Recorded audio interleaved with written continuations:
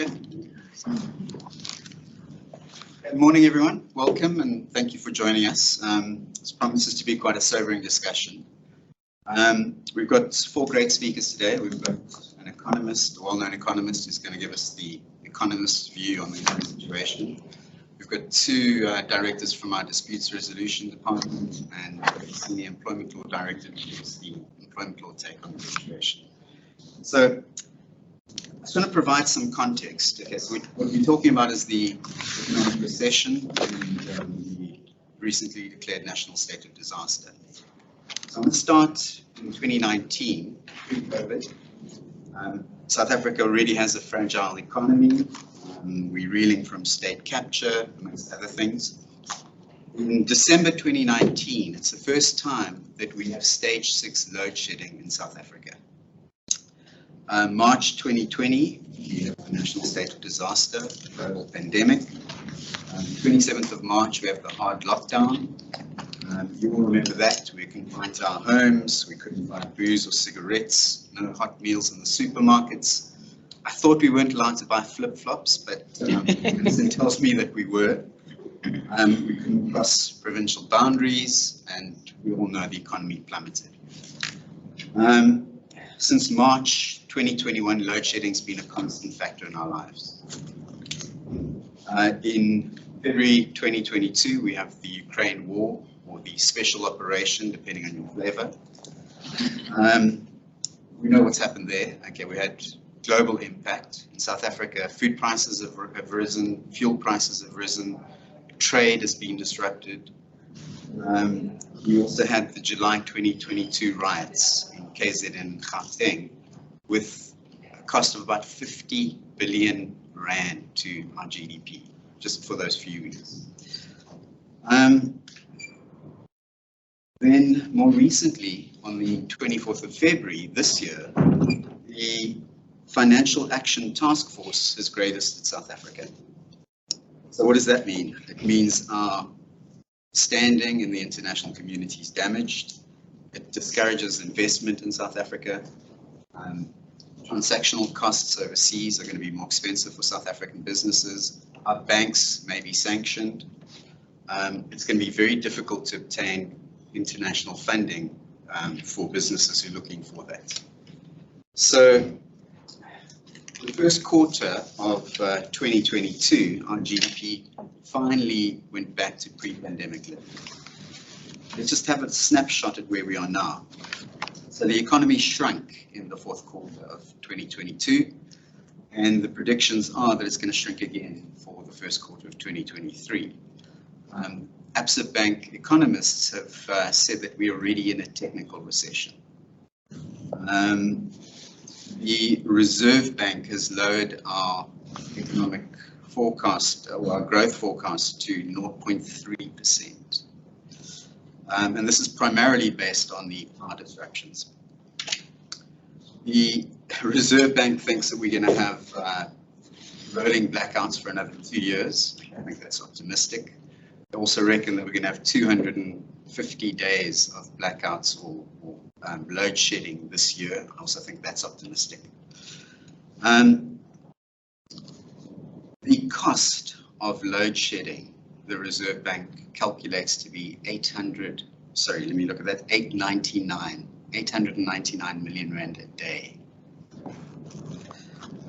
So what happens in a recession? Okay, we know that the economy slows down, businesses struggle, employees are retrenched, some companies have to face liquidation. And that's really what we're going to look at in the course of this morning. What's also very sobering is the unemployment figures. Stats SA have just released the SA Quarterly Labour Force Survey. And for the fourth quarter of 2022, our unemployment rate, this is the official unemployment rate, was at 32.7%. If you look at the expanded unemployment rate, which includes people who've basically given up looking for jobs, that's more like 72.6%. It's almost half our economically active population are unemployed. And I mean, I don't need to tell anyone that that's a recipe for disaster. So what's the government response? I think at best it can be described as slow. We, on the 9th of Feb, There was the Disaster Management Act declaration. We now have a national state of disaster in respect of the impact of the severe electricity supply constraints. It took more than 2 weeks for government to issue the regs. Okay, those came out the day before yesterday. The regs are a bit thin.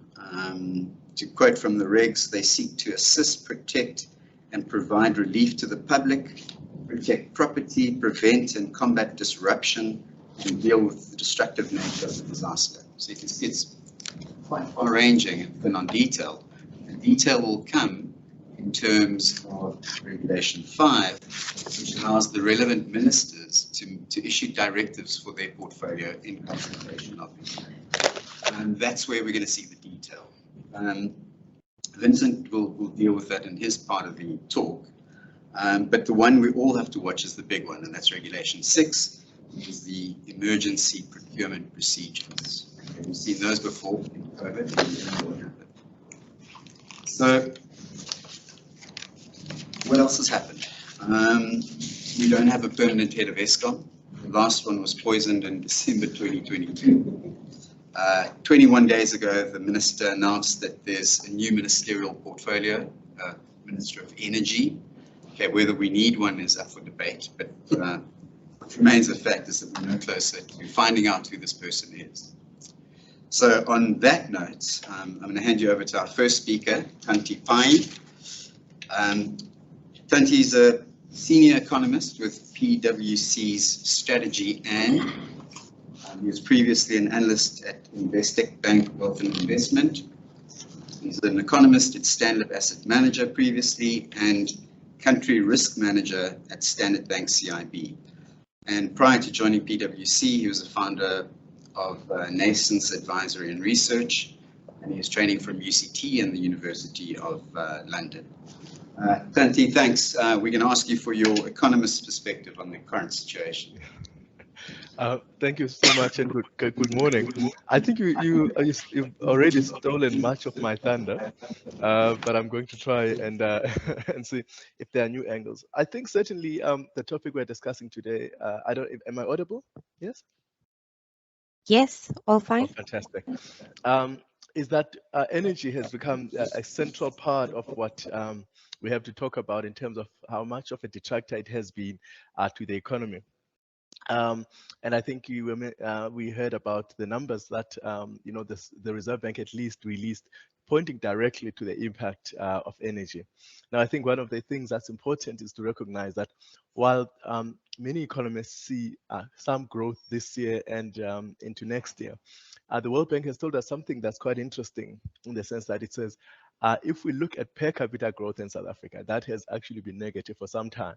So that tells us what actually, if we were to divide the growth that our economy or the production in our economy, actually by each person in South Africa, it tells us that actually we are moving backwards because, of course, our population is growing, especially as we know from young people. And in that sense, the very little growth that we have, if we are dividing it, then it tells us that actually we are going backwards. And that's no small thing, because what we understand, of course, is that we want everybody to participate. We want growth from every single person. And of course, for a long time, we've had this wonderful thing called the youth dividend, which usually in economies is a positive thing. In our economy, it tends to be a detractor. And I think from our budget, one of the things that we've talked about from our budget that just was released now is really positive news in terms of what the Minister of Finance did in giving incentives for businesses to produce their own energy, to be able to meet the demand and to be able to be more resilient than they've been because of the problems that we are facing. Now, within that context, it's important maybe to recognize that it does present some dangers in the sense that we know that there are many municipalities who cannot do without some of this revenue. We know a lot of this revenue is much needed by municipalities because that's how they make their money, especially those poor municipalities. And many of the businesses who can self-generate are the same businesses that actually pay revenue to municipalities and that actually may lead to some difficulties in municipalities, especially in the kind of cross-subsidization that tends to happen because the richer tend to pay for the poorer. And I think while we are on that point, we think that last year we were very, very bearish because we thought that the impact of electricity cuts would be quite big. But it is important to recognize also now, as we think about it, that a lot of people, especially in the middle classes and in businesses, have been able to wear down the storm because they've installed their own capacity.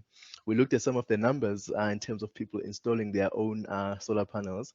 In South Africa, since we've last year alone, we imported 5.2 billion rand worth of parts of solar panels or solar panels, and that's up from 1.7 billion perhaps in 2018. So we can see that people are actually trying to meet the shortfall that they are getting from the state, and that is bringing some sort of resilience. And I think in some sense, we think these new interventions will be helpful. But one of the other things that is important then to also realize while we think about the growth that we've seen, as muted as it is, and as I say, negative if you think about the economic growth, is that if we look at employment numbers, the numbers that came yesterday, something that it tells us is that while economic growth has returned to pre-COVID levels, employment levels have not actually caught up. And now that's an important thing to understand and to think about, because if you think about it, it tells us something about the relationship between economic growth and employment creation. Because if we are still we still have not recovered all the jobs that we lost during the lockdowns and the pandemic while the economy is back, that means that the kind of growth that we are creating or that we're picking up is not quite enough or does not all translate to the jobs that we need.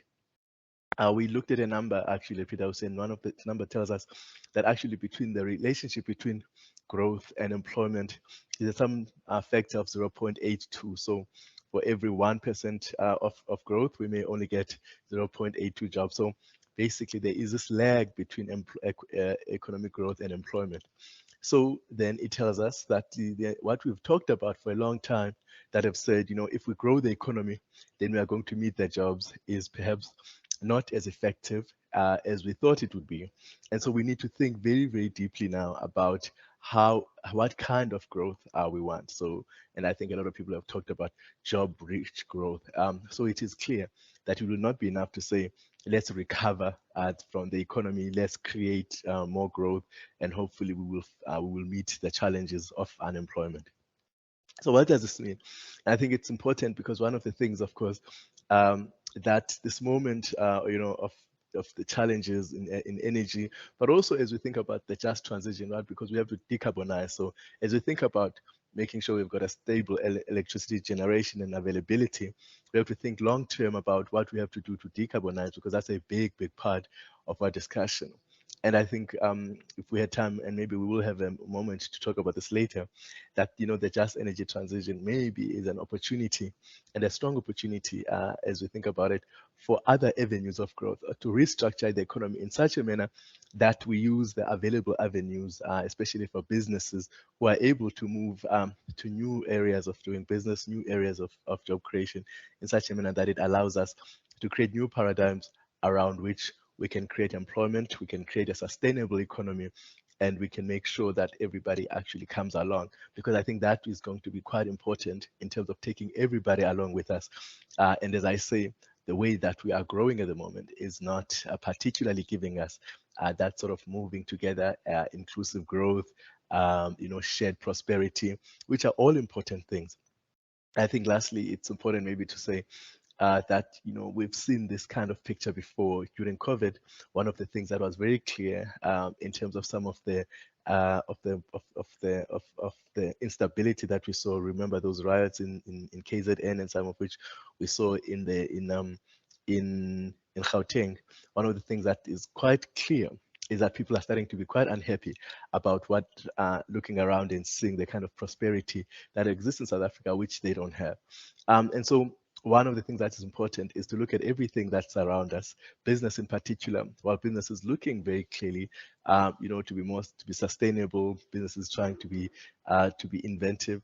How do we actually take along the rest of the economy? And this discussion around ESG is probably one of the key things that we're going to have to focus on. I think maybe that's my 5 minutes, and we will open up to discussion later. But we are facing some serious risks, and I think we think that one of the important things is to look very clearly at this relationship that we've always assumed between growth and employment, and look at that within the context of an economy that's already and a society that's already fractured. And then within the problems, of course, that we have in energy, and think about holistic solutions, both from business perspectives to government, and actually in many ways look at this and see what possibilities are there to collaborate, but to work in different ways and innovative ways to move forward, because obviously the way we've been going is not particularly successful. So let me leave it there for now. Thank you very much. Thanks, Tandy. That's certainly thought-provoking, and I myself have got a few questions for you later. Our next speaker is Roxanne Webster.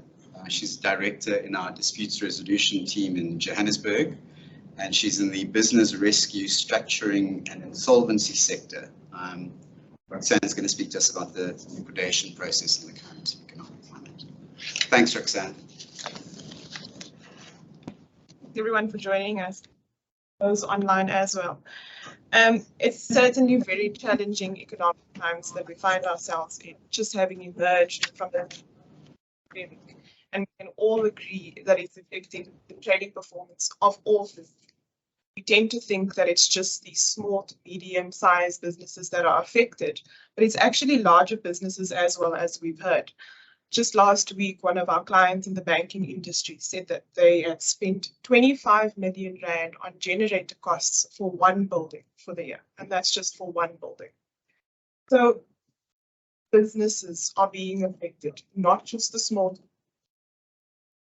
And we've heard some of the facts now, load shedding, but I don't know if this is a fun fact, but I think let's just dissect it a bit and see how that impacts on the liquidations. So of the 365 days last year, 200 of those were spent experiencing load shedding. Last year was the most intensive load shedding year we've ever had. And it gets worse. In December last year, it was the most load shedding we've had in comparison to any previous year. Now, I'm not a financial analyst, but I am a lawyer. So we tend to draw inferences from the facts. Now, taking into consideration those facts that I've provided you now on load, SSA revealed that there's 159 liquidations in December alone last year. That left us with a total of 1,907 liquidations, leading to a rise of 30% in liquidations last year alone. So we all can draw the inferences on how this power crisis is affecting businesses, small, medium, or large. And unfortunately, these numbers paint a very grim outlook for this year. I know we have some optimism on our panel, but for restructuring and insolvency practitioners, it's not looking great for this power crisis. Cash-strapped businesses are going to struggle to find alternative power solutions.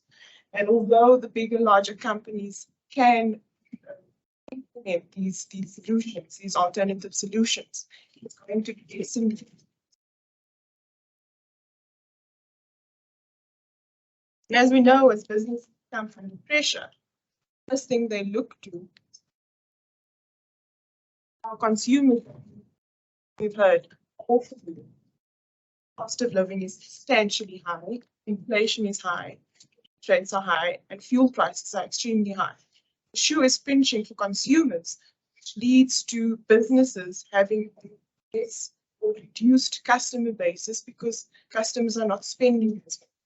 This has a negative impact on the businesses and their revenue, leads them to consider more liquidations and reducing employment or labor.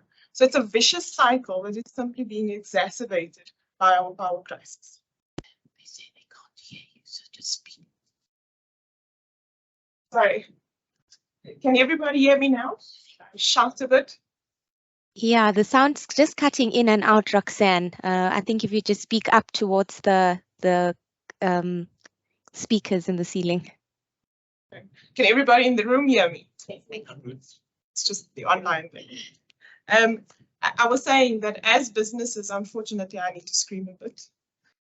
As businesses come under pressure, the first consideration is obviously to look at reducing the labor costs. And as I've said, consumers are feeling the pinch quite a lot because of the high cost of living, inflation, your interest rates, and your fuel prices. And this in turn means that consumers are spending less, which then results on affecting the revenue of businesses. And this then obviously has an impact on their sustainability.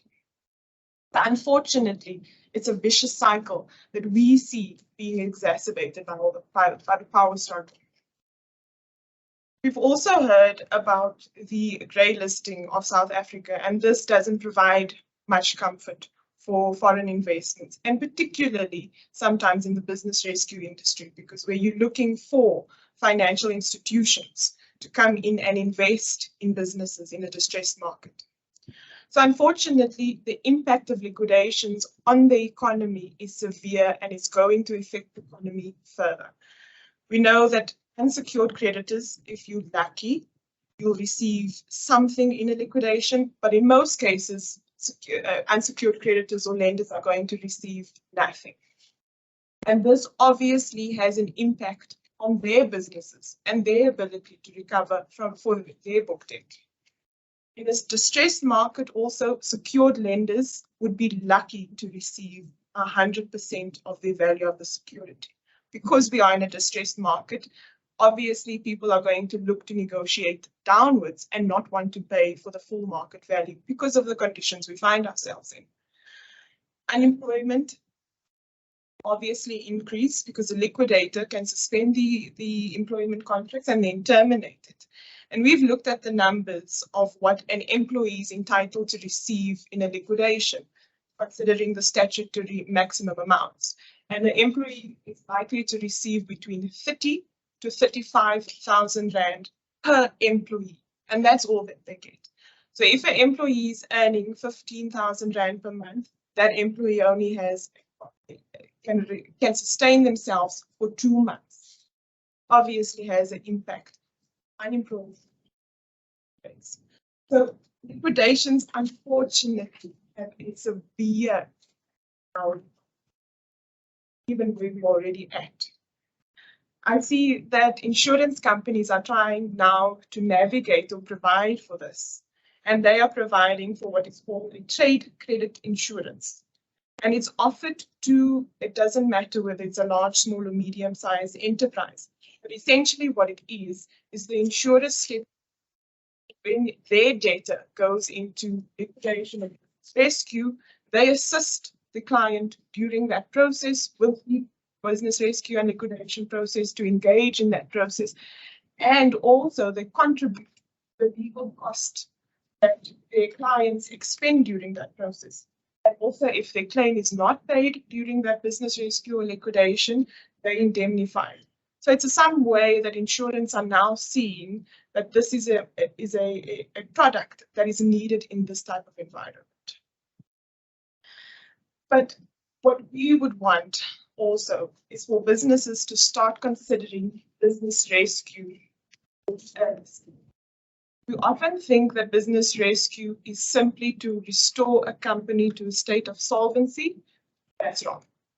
In terms of the Companies Act, there's 2 aims for business rescue.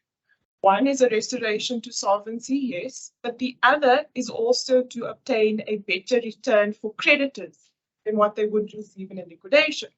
So taking into consideration the liquidation disadvantages and the consequences that I've just mentioned of liquidation, business rescue should be seen as a tool at least to lessen the blow for creditors in a business rescue. Because in a business rescue, the creditors possibly would receive more because that's the aim of the business rescue, and employees would receive more. So it reduces the blow on other creditors and their businesses. And know that business rescue is said to be very expensive.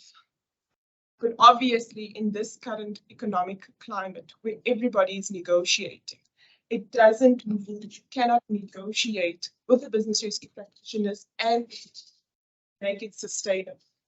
We're currently doing another bit on business rescue, which is for medium-sized to large-size enterprise, but we've negotiated with the business and the business rescue practitioners fees that make it sustainable and economical for the business, to a point where you're not eroding the value of the business and you're not eroding the value for creditors, but you're making it worthwhile and meeting that balance that is needed.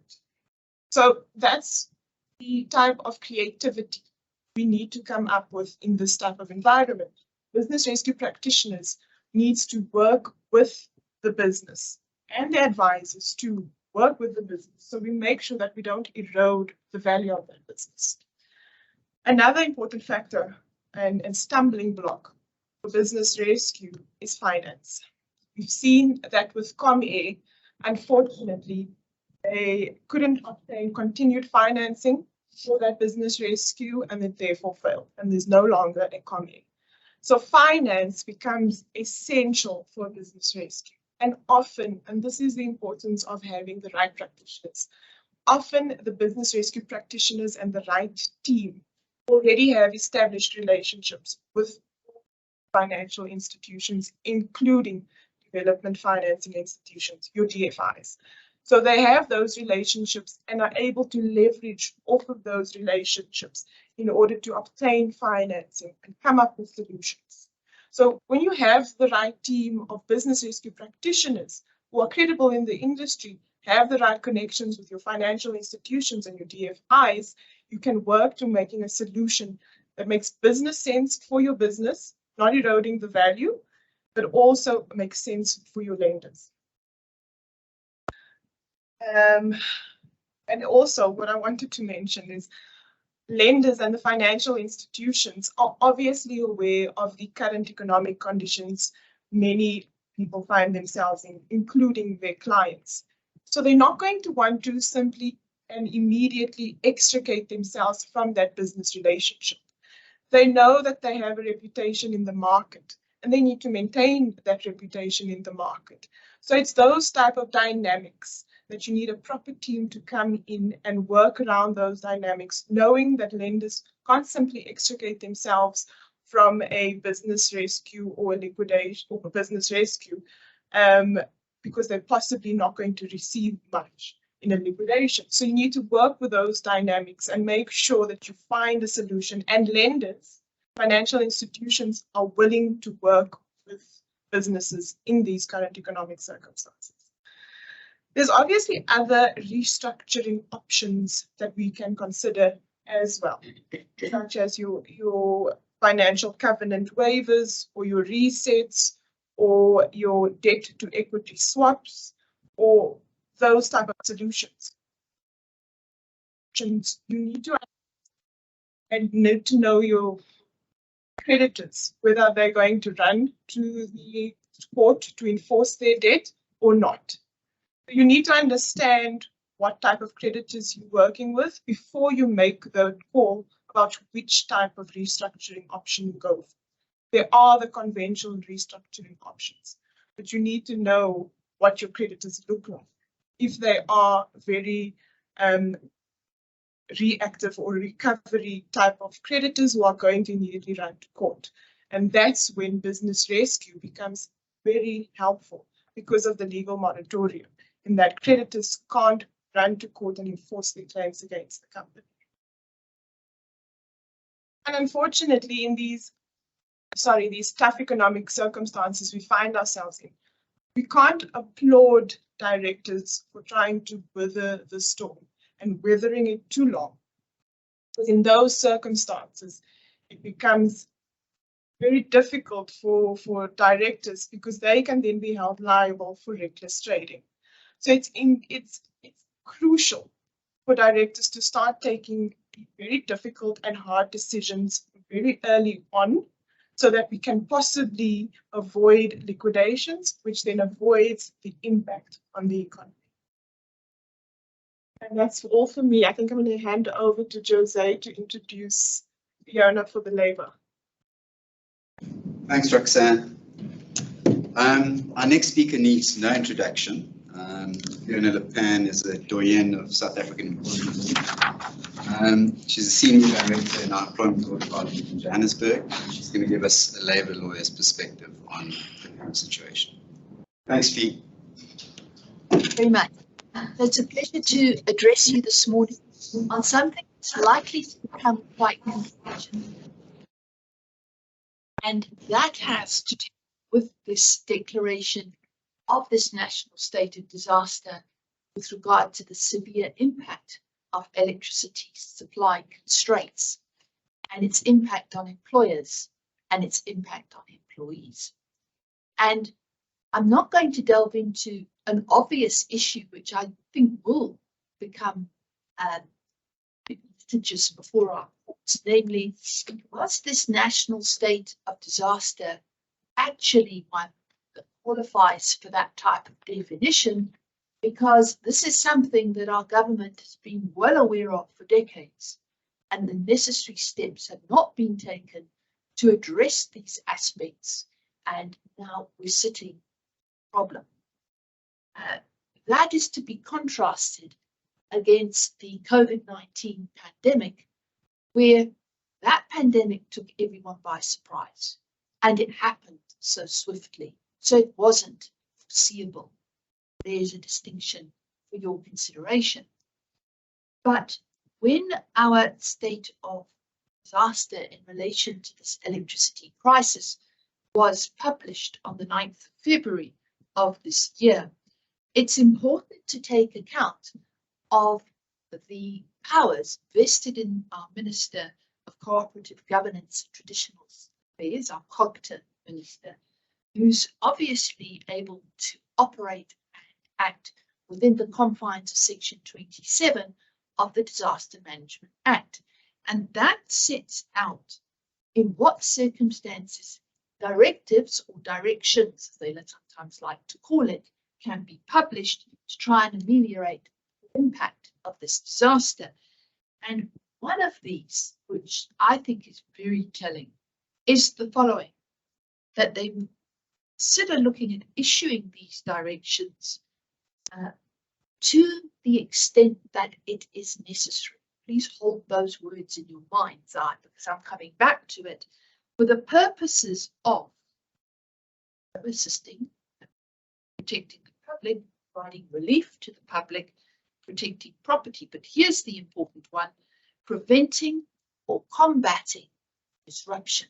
And that's a very wide term, because what is the impact of something as significant as this electricity crisis on households? And the fact that loss of employment is simply going to exacerbate the agony that families are going to experience in trying to get past these impacts. Now, that's what's said about the actual declaration of the national state of disaster. But on the 27th, as Jose has indicated, we've got a set of regulations. The first set of regulations, these are issued by the COGTA Minister. And here I think is also an important angle in the employment law space, which is to look at what the objects are of this particular set of regulations. And that is to assist, provide relief to the public. That comes from, and minimizing the impact of load shedding on livelihoods. So in South Africa, one active member in space is going to be looking after the dependents in family situation, or it could be ourselves, employees that we employ, domestic front, because they have their own families to support. There's a big issue here in terms of when these directives are issued by each government facility, by each government minister, in relation to their specific portfolios, there's going to be employment law space, I feel, some relevance to be given to the impact of load shedding on livelihoods. And that brings us straight into the debate about how this might impact in relation to our legislation, which underpins some employment laws in South Africa. Because the aim of the national state of disaster is to try and issue directions which are going to assist where legislation that currently exists could never have been promulgated with the problem in mind. Now, our retrenchment find their home in the Labour Relations Act. And over the years, you've seen how there's been a distinction between the small-scale retrenchment and large-scale restructuring. Large-scale restructuring involves where the employer is contemplating dismissing more than 50 employees. You know, that's a sliding scale according to how large is the workforce, but that triggers its own set of obligations, which vest the employer as to how it's going to manage that process fairly, and of course, with the trade unions that may be involved in the workplace included in that process. It allows for facilitation as an option. We know that that can be facilitation either managed through the CCMA, alternatively through independent facilitators that are drawn from the likes of a Tikisa dispute resolution, or persons in independent practice that actually specialize in that field, and their regulations under the Labour Relations Act that underpin the facilitation process. So our laws on retrenchment are quite well advanced, but the fact is what triggers the retrenchment is the moment the employer contemplates the need to shed jobs. Now, shedding jobs when the employer has its back against the wall because it cannot reduce to the extent it would otherwise do. Why? Because load shedding, its production period is significantly altered, and it may not be able to afford the alternative generation facilities that Roxanne has spoken to because of the cost. Well, that tells you that this triggering of retrenchments is on the increase. I only have to look at the mining sector to give you first-hand example of just how deleterious this load shedding has been.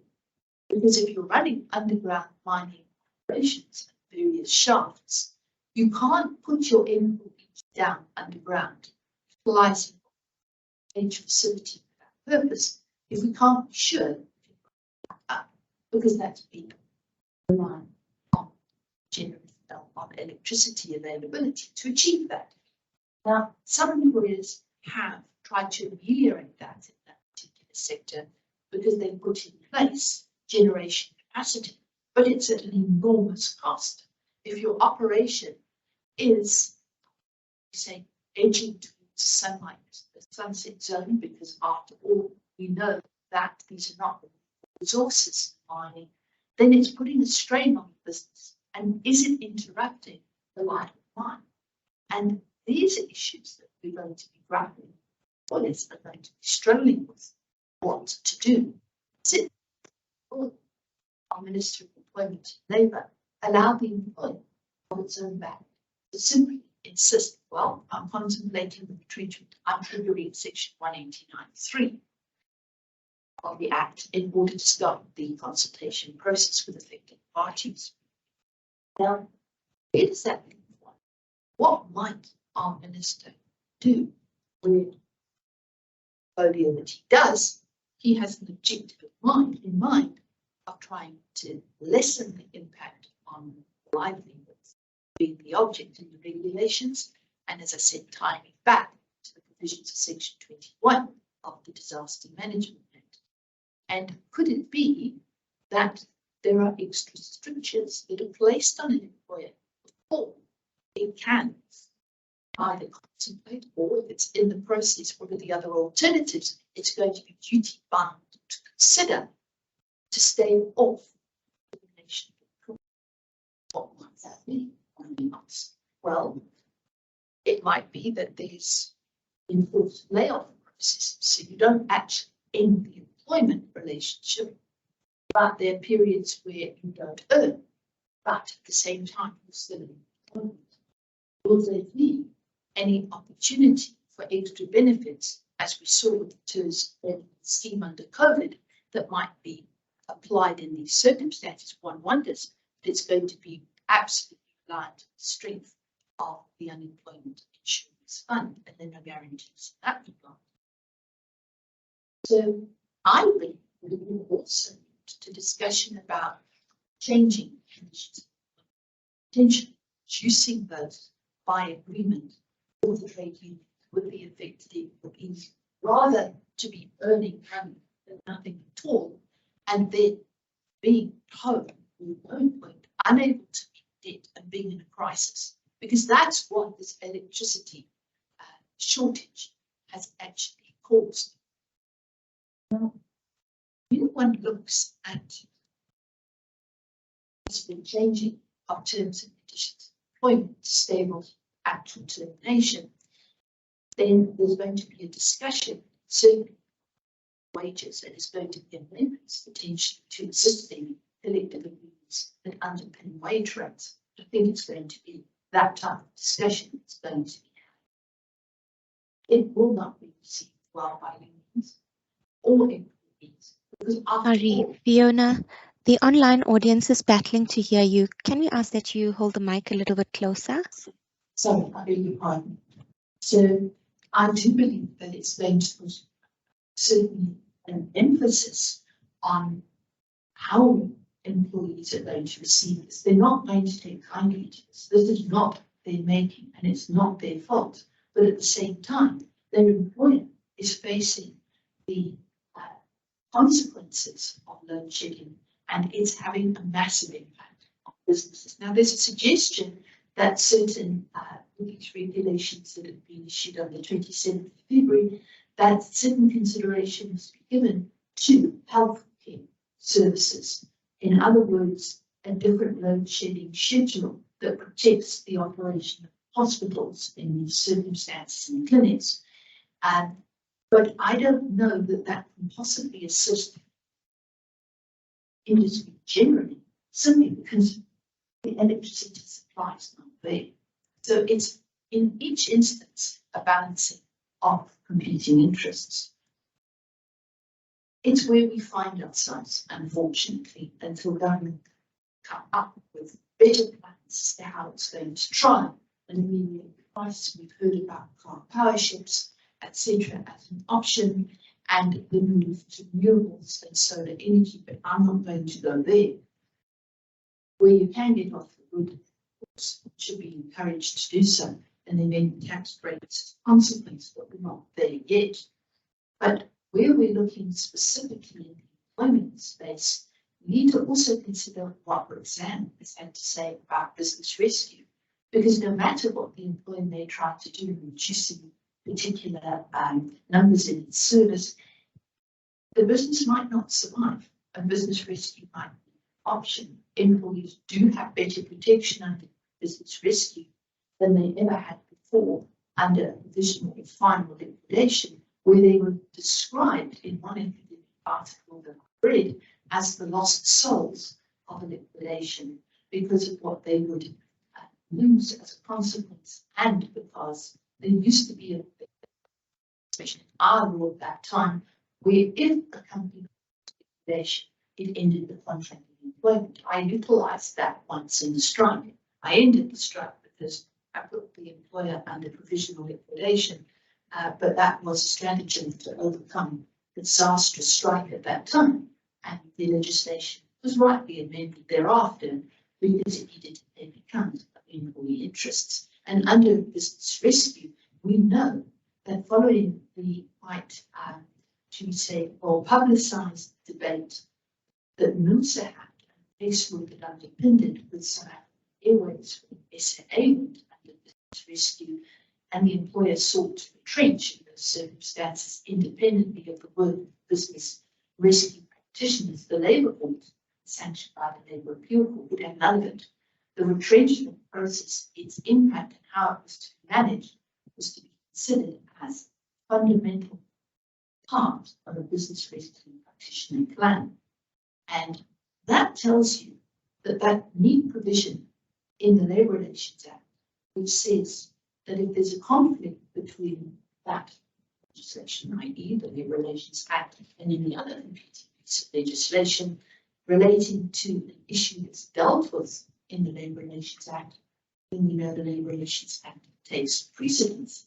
But here's a very good example. That wasn't applicable because, to quote what Judge Dennis Davis said in opening Gambit arguments in court relating to SAA, he couldn't understand why the business petitions have been taking so long to get to any conclusion with regard to their plan, and accused them, actually, criticised them, I should say, of faffing around, and that these business risk processes and the development of the plan must be treated as urgent by their very nature. So that's consideration when we look at any directions that are necessary when they consider in order to try and protect, shield livelihoods against the impact of load shedding. And really what I would say in conclusion is, if one looks at some of the case law, how does one examine whether what the minister's directions achieve, are they according to one position of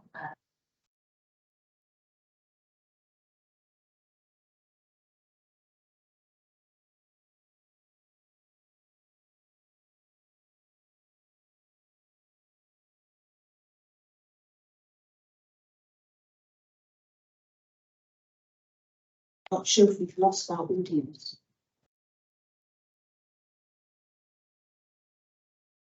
The sound seems to be back. Okay, so I was moving on to just looking at the test for the rationality argument when it comes to directives which are published by our Department of Labour. And those directions must meet the test of legality. They must be rational. But importantly, I told you at the start, where it says necessary.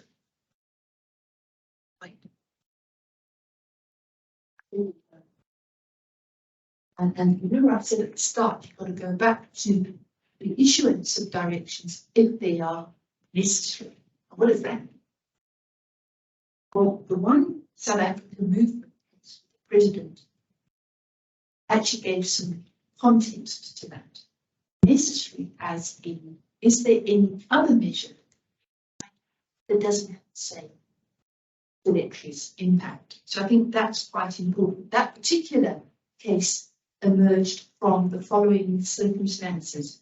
We had moved from lockdown level 5 to 4 in COVID, then we were moving to 3. With 3, so opening or reopening schools. And one South African movement led by ex-PA leader Musi Maimane, because all is a parent of school-going children, had looked to tackle the decision to move to lockdown level 3 because that would have an impact on the lives of children.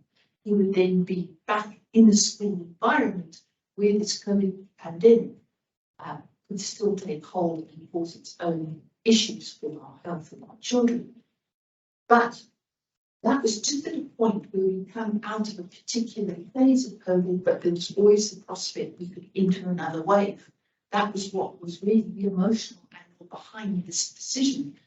And the court said, emotions aside, we have to dispute employment space. It's the interest of the employer, it's the interest of the employees. What is the central theme I'm driving at here? The theme was that to leave children home and not reintroduce them into the school environment was impacting their own development, because at home they weren't necessarily receiving the sort of level of tuition they were getting in the classroom environment. These were the balancing of issues which had to take place to decide whether the move to lockdown level 3 in relation to the reopening of schools was rational and met the test of legality. And I feel that what's quite critical in that debate was the court looked specifically at what were the measures adopted by government and how it went about devising those measures. And you'll know that it was never an inflexible situation. You could move to lockdown level 3, but if things were still not right or issues were coming to the fore with the advent of this pandemic taking further hold, they could actually put in adjustments to that level without necessarily taking us back to the level 4. And so those measures that government took were known as the toolkit, because it included taking advice from what was then the Medical Advisory Council, that led by Professor Karim and his very eminent team, who looked at the health issues critically and carefully. Now, those guidelines what informed government, but they weren't just a thumb suck. There was a lot of research that had gone into this, and I have to say that the court had no difficulty supporting government's move to lockdown level 3 and the reopening of schools, because what the government had done was taken all necessary measures, and that these had been found to be rational in the circumstances and were justified when taking into account the competing interests I isolated. Take that back to the employment environment, and you'll soon see that the minister's going to need to be careful about balancing the interests, identifying those interests, assessing the risks, and how that might be managed. So going back to the retrenchment scenario, they might make it more difficult for the employer to push the button, not perhaps to just contemplate and start the consultation stroke facilitation processes, but before a final decision to dismiss is taken. And that's really the ambit of my discussion this morning. I'm sorry for the disruptions in our technology, but hopefully the message has come across. Thank you. Thank you, Fiona. The irony of load shedding in Joburg is not lost on any of us. I think that's why Vincent, our next speaker, actually came to Cape Town to avoid that. So welcome, Vincent. Vincent's a director in our dispute resolutions practice, and he's going to talk about the Management Act.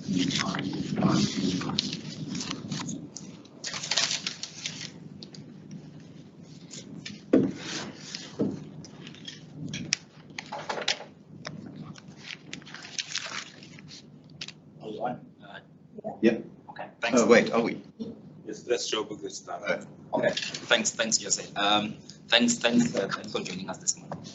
I think we all had that there was a declaration of national disaster on the 9th of Feb, but maybe let's retrace our steps a bit. What is this national state of disaster? You know, how does it work? What does it mean? You know, does the government have the power to do this? What are the limitations to that power?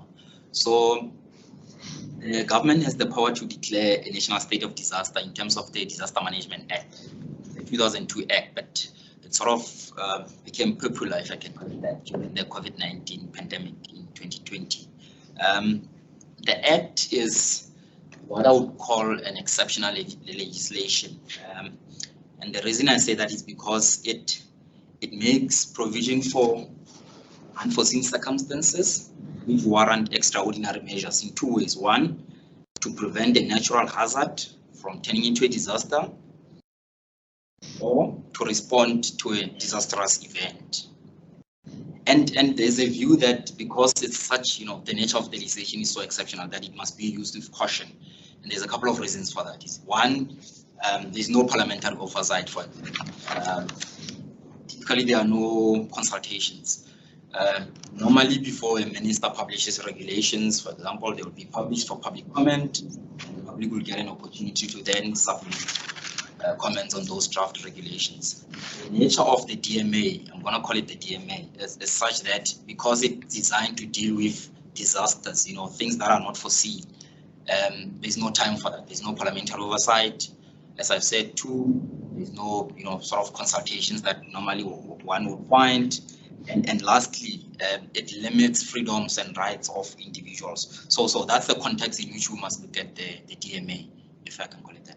There are two jurisdictional requirements that must be met before a disaster can be declared. One relates to what is a disaster, the definition of a disaster. We'll deal with that. The other one relates to, in what circumstances can you declare a disaster. The first one is, what is a disaster? The definition, the Act talks about a natural or human caused occurrence which causes or threatens to cause death, injury, disease. And you could say, well, COVID-19 certainly would fall under that category. The other one talks about damage to property, infrastructure, the environment. The other one talks about significant disruption of the life of a community. Maybe COVID. Could you argue that perhaps COVID or the literacy crisis interrupts the life of a community? The other one, it says it's of a magnitude that exceeds the ability of those affected by the disaster to cope with its effects using only their own resources. So you'll see that that definition is quite strict. And what it shows is it was designed for things that could not be foreseen. So the electricity crisis, I mean, it's been in the making for 16 years. Say that's a disaster. So that's sort of the first jurisdictional requirement there. The second one relates to in what circumstances can a government declare a national state of disaster. The Act says only if the existing legislation or mechanisms that are in place are not adequate enough to provide the national executive to effectively deal with the disaster. So if there is an existing mechanism or legislation or regulation that already could address that which the national disaster seeks to address, it's not necessary. That's what it says.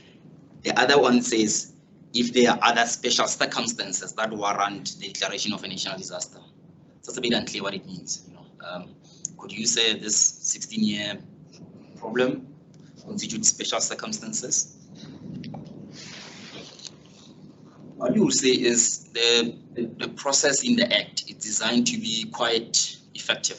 There's a couple of steps. One, the DMA establishes what we call a National Disaster Management Center, NDMC. The head of that entity has to classify that crisis as a disaster. In this instance, that happened on the 9th of February. So the DMC classified the city crisis as a disaster. The second step is for the Minister of COGTA to declare disaster. That happened on the 9th of December. We're all aware of that. The third step would then be the regulations that then sets out the various steps of how government intends to intervene. Those were published on the 27th of February, and we can go into some of them. I think we run out of time, but we'll just go through some of them to leave enough time for the Q&A. Once the minister has published those regulations, the Act then empowers each member of cabinet. So each ministry could publish its own regulations, as one of the speakers rightly indicated. So the Minister of Labour and Employment will publish directions that affect the labour market. The Minister of Justice and Constitutional Development will publish directions that affect the running of the court, for example. Those directions in this instance have not been published. But what you will see is the regulations that were published on the 27th. They're a bit of a framework. There's probably about 3 or 4 that are important. So what that tells us is, most of the directions, if you can call it that, will come in the directions that will be published by each department. If you look at the regulations, if you can just go through them quite quickly, there's probably about 3 or 4, as I said, that are quite important. Maybe Regulation 3, that deals with the cooperation between spheres of government. It says that the national executive must act in close cooperation with other spheres of government, provincial and municipal organs of state to deal with the national state of disaster. You will recall that we said one of the jurisdictional requirements before you declare national state of disaster is that there is no other existing mechanism to deal with that problem. And in this instance, you could say, well, do you have to declare national state of disaster before there's cooperation between spheres of government? There is the Intergovernmental Relations Framework Act that deals with cooperation between organs of state. Specifically in relation to infrastructure, you've got the Infrastructure Development Act that deals with the collaboration between organs of state insofar as it relates to infrastructure. So that then goes back to the question, is it necessary to then declare a state of disaster in instances where there's already existing mechanism or legislation that deals with that fact? The other regulation 4.5 probably won't deal with that. Let's go to the regulation 6, the one that deals with emergency procurement procedures. That's quite important. The reason I say that, and it goes back to the issue whether there's an existing legal mechanism that could address the disaster. You'll see that Regulation 6 deals with emergency procurement procedures. What it says is, well, you can do emergency procurement, but then you are subject to the PFMA, you are subject to the MFMA, and the Triple PFA. And then it introduces a requirement that says, well, the AG must then conduct real-time audits and reports on those projects. And then I think there's a requirement around reporting to Parliament within 1 month of the expenditure by accounting officers. We all know that in terms of the PFMA, right, with the National Treasury Regulation and Action 3 of 21-22, there's a provision in there that deals with emergency procurement. So it's already there in statute. So the question is then, do you then need to declare national state of disaster before you can regulate public procurement, emergency public procurement, if it's already there, it's already provided for in legislation? I foresee that as one of the challenges I think that government will have to deal with. At this stage, I think there's probably only about 2 or 3 cases that have been launched challenging the declaration.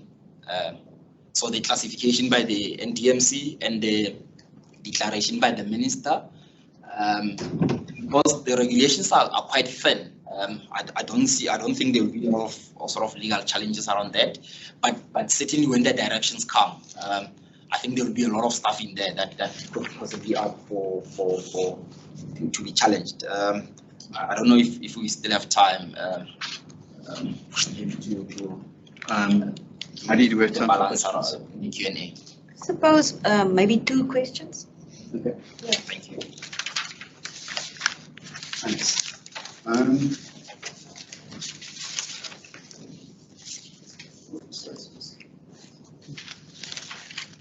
Actually, Katie, are you still online? I've got a question for you. Yes, I am. So we've spoken about unemployment. We've spoken about what happened in July 2022. There's a massive youth unemployment issue as well. And we kind of sitting on a ticking time bomb. Okay, what we need to do, we know. We need to grow the economy. We need to lower unemployment. What should the short-term focus of government be to address those 2 things?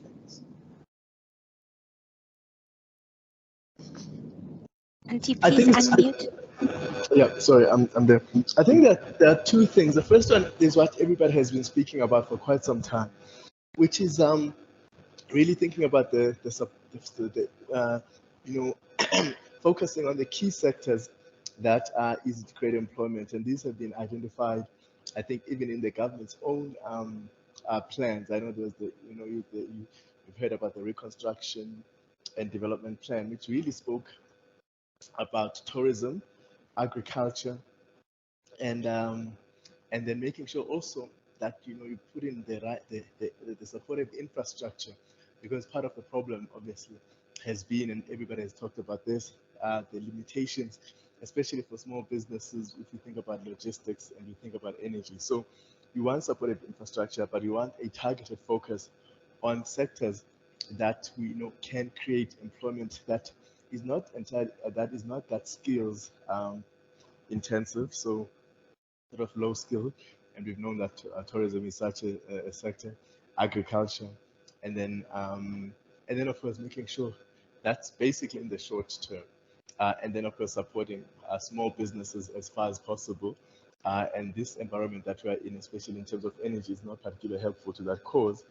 But we also know, though, very clearly that small businesses are the more businesses that create employment at large scale. So those are not large businesses. They tend to be small businesses. That comes from data that we've seen, especially from SARS. So those are the key things that we have to do in the short term. And I guess it is important also to suggest that if we've been talking about short-term interventions for quite some time, so we are also going to, in the short term, make very, very strong long-term investments. That is to say, that in the short term we have to do the things that may only benefit us in the long term, because obviously the long term is something that tends to catch up with us quickly, and we haven't been doing any of that. If I can ask Roxanne a question. Roxanne, we heard you talking about weathering the storm, and it's really a practical question for people who run businesses. I mean, when do you know that you should be looking at either business rescue or liquidation?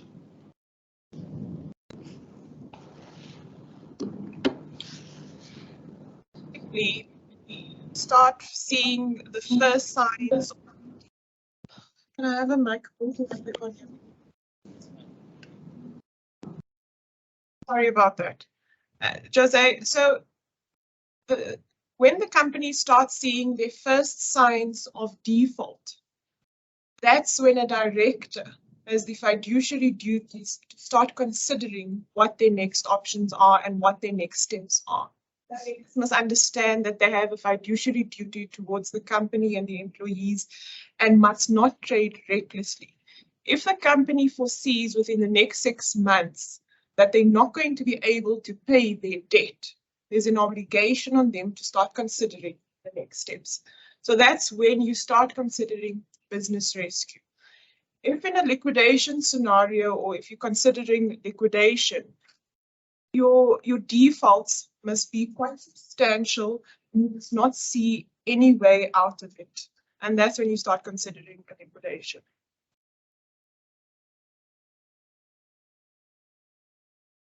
So there have been a few legal challenges already to the declaration of the national state of disaster.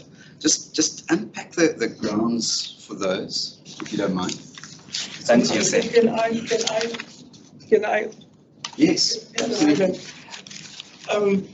I've been listening to RSG Geldsaake 6 o'clock every night and so on. Basically, what they say, what Cupcakes is doing is that he's effectively sidelining Gwede Mantashe and Pravin Gordhan, and that's why bringing a minister of electricity inside and so on. And another point is that he will German consultants who are the original manufacturers of the equipment, bring them in and what do you say? What's on the shook? Investigate or the only six power stations, the 6 critical ones. So my point is this, and I've also listened to Groundworks and Life After Coal, and they say they won't go to court now. They will check if the emissions are too high, then they will go to court. But they are willing to see what's going to happen, and then they will see who's going to be the next minister of COGTA. Your view on that? Yeah. Okay. Thanks, Jose. Look, the legal challenges that have come so far mainly relate to 2 things. One relates to whether this, 16-year crisis, if you can call it that, constituted disaster, as we've discussed earlier on the definition.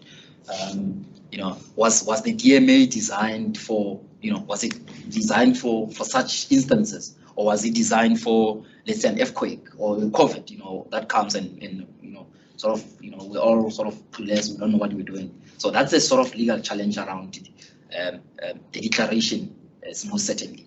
The second challenge relates to the fact that it was not necessary to declare a national state of disaster because there were already existing legal mechanisms that could. We've talked about the PFMA example. There's also National Energy Act that then empowers the minister to take certain steps in order to secure generation of electricity.